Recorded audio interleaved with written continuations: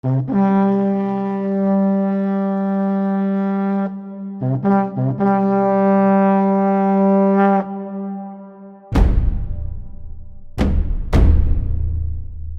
everyone, this is Gary from Fantastic Fundas, and today in this lecture we are going to do the second part of the Quit India movement. I've already discussed that how the movement started and all that story. Now, before the movement could really take place, or in other words, before the Congress could start the movement, the government, that is the British government, it struck hard, and because they were not in the mood to negotiate, so British never wanted to negotiate.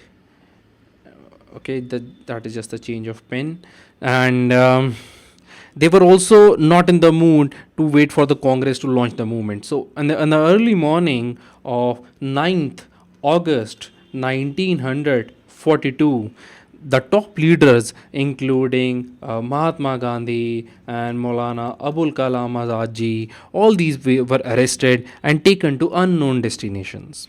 And even before the movement could start, you can see that Britishers tried their best to kill the Quit India movement, the topic that we are doing today, the Quit India movement. Now, when all these people were arrested and they were taken to unknown destinations, and people, when people, leaders are arrested, so people were left leaderless. So this has been a question which has been asked in the civil services examination also, that it was a leaderless movement. And because everyone is arrested, that's one of the reasons we call it leaderless. And Congress was also declared by the Britishers as an illegal organization. Now in this movement, right, let me just show you one quick thing over here. What is happening, that on the one side over here, let me just draw it here for you. So on the one side you had the Quit India movement. Now when Quit India movement came, what happened, that the Britishers reacted to it even before the movement could proceed. And to this reaction by the Britishers against the Quit India movement, there was again a reaction now, and this reaction will be by whom? Think over it. Very simple. It will be by the Indians, the people of India. Okay? So, what kind of reaction was this by the people? We'll now quickly have a look at that. This reaction by the people, it was very, very violent reaction. Number one, that is important for you to remember. So we can say that this movement over here, it was a violent movement. We can say that thing. Number one is that it was a violent movement, and lakhs of people, they got together at this Govalia tank, and there they protested, and government actually at this time, what they did, that they gagged the press. So because of such violence, so people got together at Govalia tank and protested against the government, and there were hartals and processions and public demonstrations, the strikes against the Britishers by the people. The railway tracks were removed, and the telephone and the telegraph wires were cut. So this is again an important aspect. I'm just showing you that how violent it was. And civil service examination asks you very simple questions, such prominent questions. People got confused whether Quit India movement was a violent movement or not a violent movement. It was a violent movement in spite of presence of Gandhi Ji in the freedom struggle in 1942, in spite of it being a leaderless movement. Now, national flag was hoisted forcefully, and such thing was done. Right? There were slogans. For example, there were slogans like "Thana Jalao," burn the police station, "Thana Jalao," or "Station ko फूंक दो," यानी burn the police station. And there were slogans like "Angrez bhag gaya," look, the British, the white man has ran away. Such thing. And the trains were hijacked at this time, and they were draped in the flag, the national flag. So hijacking is another point. So you can clearly see that the movement was indeed violent. And when all this was going on, see, government buildings were burned, everything happened. And when all these things were happening, I mean, these things, right? All this led to arrest of the people in India. Some 60,000 people were arrested in India at this time. And now, and with these arrests, the movement literally it came to an end within 6 to 7 week period. But just because this violent protest ended, it does not mean that the movement altogether had ended. There were some protests still on. For example, we can talk about there was a lot of underground activity that was happening. I'll just show you here only. So when this happened, let's draw it here only. So there was a lot of underground activity. Now, what kind of activity was this? Who were the people who were doing this? These are the people on whom primarily the roads of Delhi, in my experience at least, I have found to be named. For example, you will find all these either roads or hospitals in Delhi. For example, this was, I'll just write down the names. Aruna Asif Ali. Aruna Asif Ali Marg is in Delhi. Manohar Lohia Hospital RML. If you clear civil service examination, this is one of the place where medical examination is done after the interview. Sucheta Kriplani. Now there is Sucheta Kriplani Hospital also. And Biju Patnaik, he was another important leader at this time. You need to remember these names. These names have been asked and can be asked. Some of them have been asked in paper. And please, this very simple names. Just have a vague idea. And then what was that time when all these people were in news? So you can easily recall them. Okay. So Aruna Savali, Manohar Lohia, Sucheta Kriplani, Biju Patnaik, Jaiprakash, Jaiprakash Narayan. So all these people, and what these people did and what kind of underground activity was being carried by them, people like these people were moving, they collected and distributed money. They, and not just money, they also moved on arms and bombs, etc. Okay. Now, Congress socialists were also in lead, right? And the Gandhian ashramites, the people who were working with Gandhi in his ashram, they also came forward at this time. Forward bloc or Subhash Chandra Bose or revolutionary arties, as we call them, revolutionary terrorists, or people like this is important name actually. This can come in your paper also. This name is Sumati Morarji.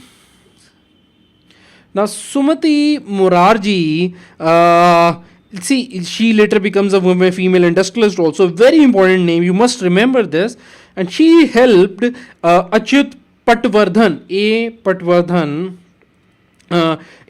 by offering him different cars. Like he'll move in one car and this lady will give him another car, so that he can keep on hiding from the Britishers. And the students, their role is very important. Students acted as the couriers. They would courier things and so on. And the pilots and the pilots of the aeroplanes and the train drivers, all these people also helped in transportation of the bombs. Such kind of activity was going on in India at this time. And Congress radio, this is important. This has been asked in your UPSC exam also. What? Congress radio. You see, it's very easy to remember all this. Why?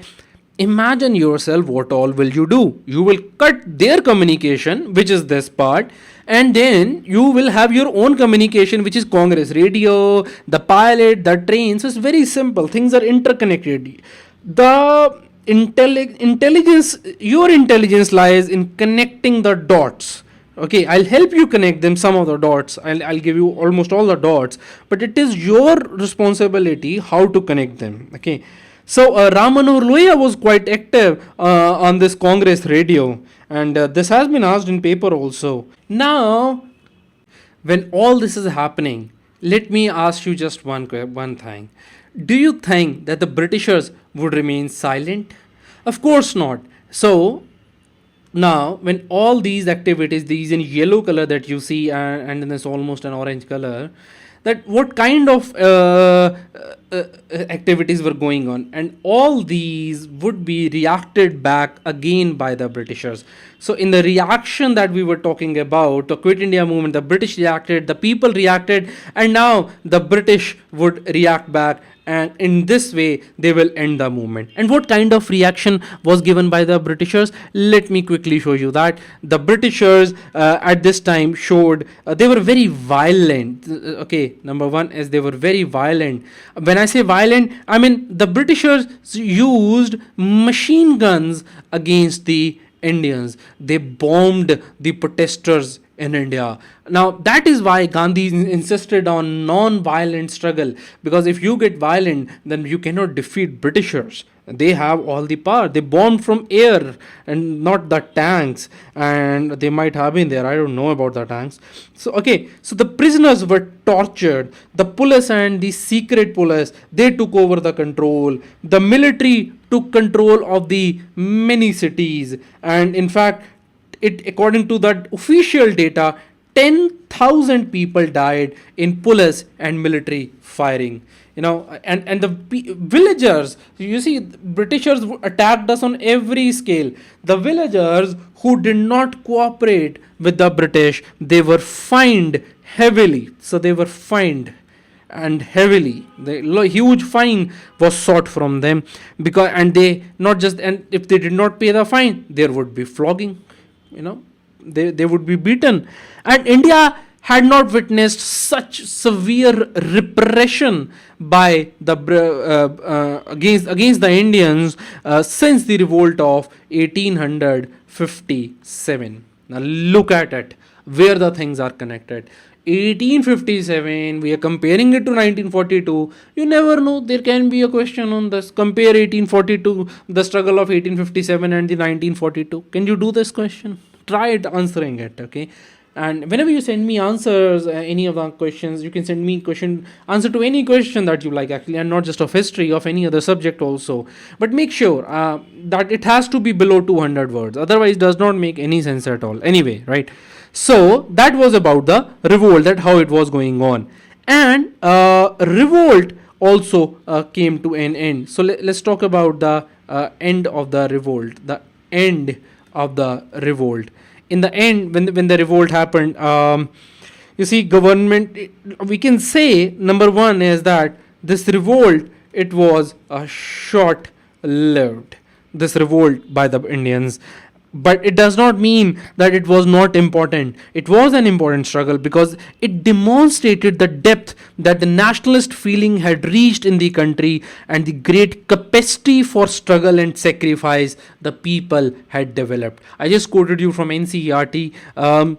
What is happening, that this struggle showed the world. Now, I was reading this book recently. It's called Indian Summer, and I did not like the book at all. It does not, the author of this book does not really, according to me at least, understand the true meaning of the 1942 revolt. It demonstrated that the feeling to fight was in deep in the Indians now. The capacity of fighting against the Britishers had developed to a very great extent. Now it was clear that the British would no longer find it possible to rule India against the wishes of the people. So that is why 1942 struggle is very important in the history of India. Your no answer would be over without sharing the significance, at least in one line, maybe 5 to 10 words, or the importance of the 1942 struggle.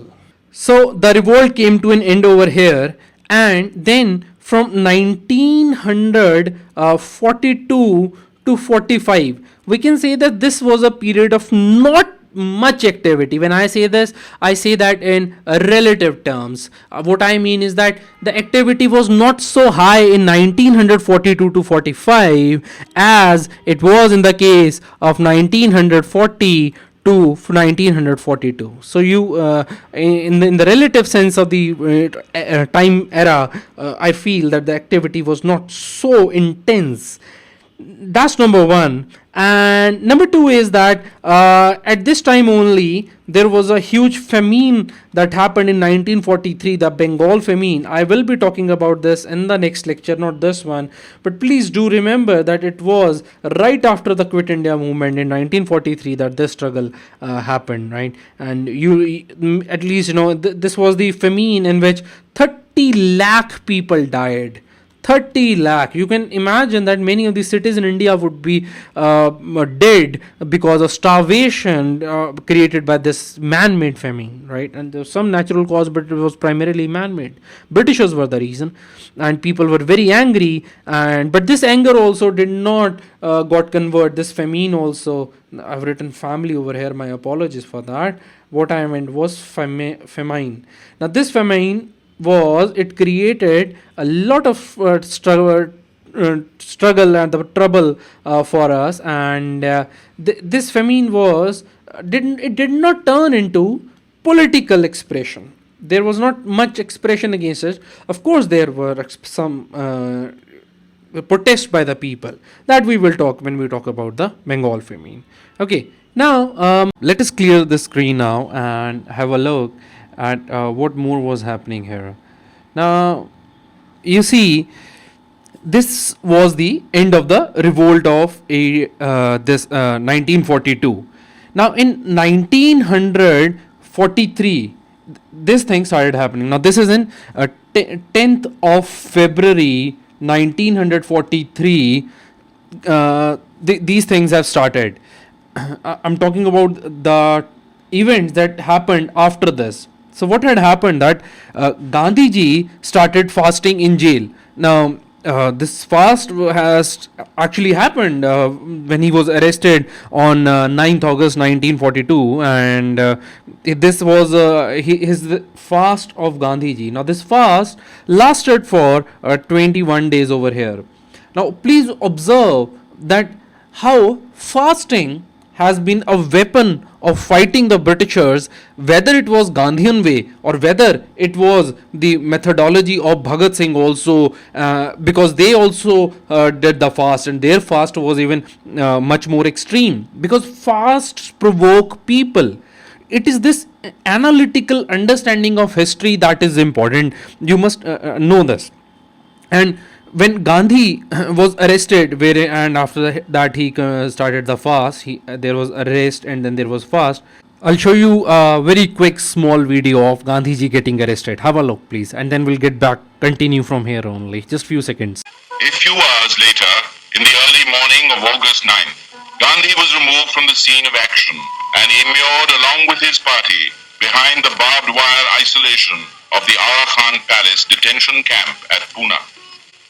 Members of the working committee were picked off and detained in the fort of Chand Bibi at Ahmednagar. This arrest was not liked by the people, and there were hartals and strikes and demonstrations. So basically you can say that there was opposition to these fasts. You can also see the protest going on side by side when I'm teaching you this. And once the opposition of this, you know what people did? This is very interesting. People started sending letters and bombs to the government for the release of Gandhi Ji. And international newspapers and even the US government pressurized the Britishers to release Gandhi Ji at this time. Why do you think that the US government would ask the Britishers to release Gandhi Ji? That's for you to think. It's a very simple question. You can always answer this. And not just this, that the people were doing, the ordinary people, even the US government. See, you can remember this fact. I'm going to state some fact and I'll help you remember this also. You know this thing, USA supported us by pressurizing Britishers to release Gandhi. Now, USA, with US you can easily remember the word Uncle Sam. This is just to remember it. So, Uncle Sam also asked that Gandhi should be released. In fact, Uncle Sam, these were the 3 Indian members of the Viceroy's Council. What do you mean by Sam? S. This S is for Sarkar. N.R. Sarkar. I'll write his name. N.R. Sarkar. Then this A is for MS Ane. So just remember Ane, Sarkar Ane, and M is for it is HP Modi. Okay, so these three people, Sam, as you can see, they resigned from the Viceroy's Council. This has been a question asked in paper in some exams, that who were the members who resigned. Just remember Uncle Sam and United States. Sarkar Ane Modi, just say it 10-20 times in your mind, Sarkar Ane Modi, like that, Sarkar Ane Modi, and you will just remember this. And the situation was so serious that the Britishers, because of all this, the Britishers had to put army at the standby. The army had to be put at the standby. So army. Now this is the British reaction to the people's reaction after Gandhi Ji was arrested. Okay, so Gandhi arrested. Just to make quickly things clear, people react and then British react. And what is their reaction? All this is the British reaction. What is that? Army was put at a standby for any kind of emergency. Britishers were ready to hit back if any violent movement was done. And a fast. So can you say that this fast was successful or not? Well, the fast was intended. What was the purpose of this fast of Gandhi? It was to raise the morale of the public, and it was to raise the so-called anti-British feeling. And this was clearly visible. And you see, even you won't believe this, I read it in one of the books, and it mentioned that even arrangements for funeral of Gandhiji was made by the Britishers. They thought that Gandhi is gonna die, let's make arrangement for his funeral, because people will be very aggressive when Gandhiji dies, because people loved him at that time. It's a fact that people supported Gandhi. Many people, many critics, they say that Gandhi had lost importance, but then why would Britishers need to make an arrangement for his funeral if he had no support from the people? And on, but you see, on March 23, 1943, Pakistan Day was observed after this incident. Now this is another incident. I'm talking about the period between 8th August 1942 to let's say the February of 1943, or let's say March even. Okay, and 23rd March 1943, Pakistan Day is observed. Now please remember that this is exactly 12 years after Bhagat Singh was hanged. March, please, and Pakistan Day is 23rd March 1943. Pakistan resolution was passed in March 1940. We have already discussed Pakistan resolution. Okay, and at this time Churchill announced that let me just put down a statement that a lot of people actually quote Britishers saying that they never meant Gandhi would have never got them freedom and so on. But look here, what Churchill is saying. He says this, that the prospect, I'll just quickly write it for you.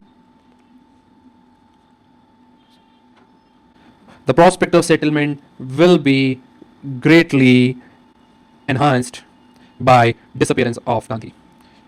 So Britishers were wary of Gandhi also. So you cannot just deny the role of Gandhi in the freedom movement. So that is about what happened after the Quit India movement. I'll quickly now discuss with you the features of Quit India movement. So in the features of the Quit India movement, two prominent features are: one, there were parallel governments going on, and number two is the presence of the popular participation. And when it comes to the parallel government, there are a few things you need to remember. They were the best part of the whole movement. So I can say that they were three movements you have to remember. And number one is it was in the Balia in the eastern UP, Balia, in eastern UP. You can make down notes of these if you want, and this is important for your exam. And Chittu Pandey was the guy under whom this was being done. Balia in eastern UP, and then in Satara in Bombay. Now, many students, actually most of the students, will commit this mistake of writing Satara in Maharashtra. But please remember that at that time it was Satara in Bombay, the name of the state, not the Maharashtra, which has the highest number of such parallel governments. So please do remember it is in Bombay. Do not write Maharashtra here. And what they had here, the parallel government. What do you mean by parallel government? The British government, and you make your own government as if it is your own rule going on. So here they would call these parallel governments as Prati Sarkar. Okay, and Nani Patil was the main leader here. Nani Patil, important name to remember, please. And number 3 is this is S is done. Okay, and now if I talk to you about letter T, it is for Tamluk. This is in Midnapur district of West Bengal, and here what they had, the parallel government, it was called as Jatiye Sarkar. Okay, and they took lot of cyclone relief work, because the West Bengal is and was prone to the cyclone. So they did a lot of work. In fact, they organized armed what an organization called Vidyut Vahini. Now this can be asked, that Vidyut Vahini, who organized it. So it was in the Tamluk district, and they also set up the arbitration court. So this was quite elaborate over here. So it's quite easy to remember it for you, I hope, because you can clearly see that this B is for Balia, this S over here is for Satara, and this T is for Tamluk. Okay, so best are these 3 things, the Balia, Satara and Tamluk, are important. And you see, while these parallel movements were going on, there were also at these places Gandhi marriages were held. Gandhi marriages. What do you mean by Gandhi marriage? Very simple thing, that there would not be much expense. Very simple marriage, and untouchables were also invited to these marriages, and no ostentatious show was allowed. They elaborate the Punjabi style of marriages these days. I tell you, these are not actually good for the society. On one side, you have people dying of hunger, food, committing suicide. Look at the farmers. On the other side, people spending lakhs and crores on their marriages. It's just not done. So this concept will come again. That's what I think, at least. So Gandhi marriages were there. So there can be a question. Write a short note on Gandhi marriages. So no ostentatious show of wealth, number 1, and number 2, the untouchables would be invited to these marriages. So please do remember this one. And even just a random fact of this time, that the ruler of the Awadh, they got their constitution drafted by Gandhi Ji. Okay, so these are the related to the parallel government. Now let's quickly come to the popular participation at this time. So if we talk about the popular participation, there are a lot of people who participated. Who can participate? Just think over it. Who will participate in Quit India movement? Youth will participate. In fact, youth was at the forefront. The average age of the Quit India movement was lower than almost all the movements before Quit India movement. The average age was very, very less. That you have to remember.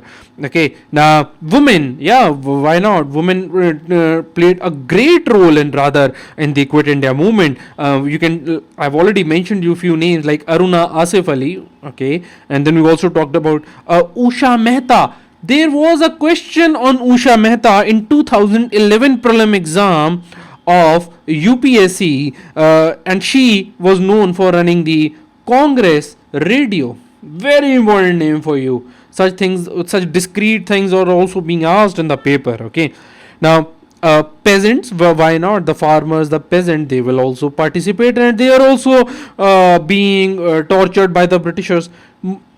Question is, let's talk about, if I have to talk about the little communal side, religious side, was Muslim participation high in this movement? It was there, the Muslim participation, but it was not so high. Okay, but Muslims played a great role in providing underground shelters to the people who were fighting. And please remember that even if there was not a great participation, Muslims only supported who participated, and there was no communal clash at this time. Total absence of any kind of communal clash. There was just no communal clash. Okay, and yeah, there's one important participation that I would like to talk to you, and this is about the labor. Labor participation is low. It's again the same reasons. The world war is happening, the labor class suffers the most. They were not in a position to struggle over here, they could not participate much. Now there are 2-3 debates going around this topic of whether number one, this was a question asked in UPSC also, and the question is, was Quit India movement a violent movement? What are your views? I've given you examples, so many of them already. So yes, it was a violent movement. You know this thing. The machine guns were used, bombs from air were dropped, so many people died, 10,000 people died, fines, flogging. So yes, it was a violent movement. Okay. Number two question that has been often discussed and debated is that, was the Quit India movement led by Mahatma Gandhi? This was the question. The answer is clearly no. He is in jail. How will he lead the movement? It's not possible. Yes, people had his principles with them, but then the movement was not led by Gandhi ji. Number three is, was it a spontaneous movement or was it an organized movement? Now this is a tricky question, and this can be asked in paper. I guess if I can recall it right, 2011 prelim exam had this question also in it, of the civil services examination. I can say that the element of spontaneity, okay, the element of spontaneity was much larger in the case of Quit India movement than any other movement before. Okay, and I can say that it was a spontaneous movement, even though it was approved by the leaders. Okay, now see, Congress had been preparing people ideologically, politically, organizationally for the struggle since long time. So in that sense, it was an organized movement. So for the purpose of mains examination, for the written examination, you can say that the Congress had been trying to prepare the people, and how it had been trying through various methods, like as I just said, ideologically and politically and organizationally. But it was a spontaneous movement. For the purpose of prelim exam, you can say this. So in the mains, you have to write both the sides of this. Okay, now one thing you have to understand is that there's one more question. Okay, let me put it that way.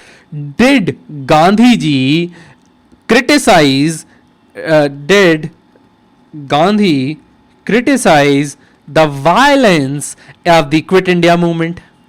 Now, no. The answer is no. He did not criticize, because he said that the violence by the state was much larger. Violence by state was much larger, so he did not criticize it. Okay, and moreover, you see, once a movement like this starts, you just cannot retreat. And Gandhi was very clever man. He would understand that it's not possible, so he would also support it. Moreover, it was a realization now that the independence was no longer a matter of bargain. It was a matter of right now. Now, there is one more thing that did the communist support this movement? Communist, did they support this movement? Well, I read it somewhere that communists opposed the Quit India movement. In fact, at this time, all this was happening. Now we're coming to the conclusion of the lecture. While all this was happening, government just kept a very strict watch on all the underground activity. Okay, government was watching the activity. We are talking about the government's reaction. So they were watching and they were busy with the upcoming event of waiver offer. So government was busy with that, and this waiver offer is also known as the Shimla conference. We will be talking about this in the upcoming lecture. And this waiver offer, it linked to the agreement with the Congress, to before the war ended. And for this, what had happened, that the leaders were to be released. So leaders were released so that all the leaders could take part in the waiver offer. Gandhi, Nehru, all these people were released. In any case, with the coming of the waiver offer, confrontation which had started in 1942 in the shape of the Quit India movement had ended. And this way, it is said that the Quit India movement was a short-lived movement, and there was very less political activity in the country till the war ended now in 1945. Okay, so this was about the Quit India movement, and you know the almost all the main detail of it. Okay, now before you go, please make sure that if you did like this lecture on Quit India movement, you do share it with others. So I hope you do that. And if you like the lecture, do not forget to click on the like button below. And if you want the future videos to come in your email box, then you will need to subscribe to us, and that you can do by clicking here on this button. Please remember that this subscription is for free. Our videos are for free. We do not charge any money. I'm mentioning this because there have been few emails to me asking me that there was no payment column. Any fees to us is voluntarily, and it is in the shape of Guru Dakshina. We do not seek it is your choice if you want to pay that, right? So that is all, and thank you so much for watching this video.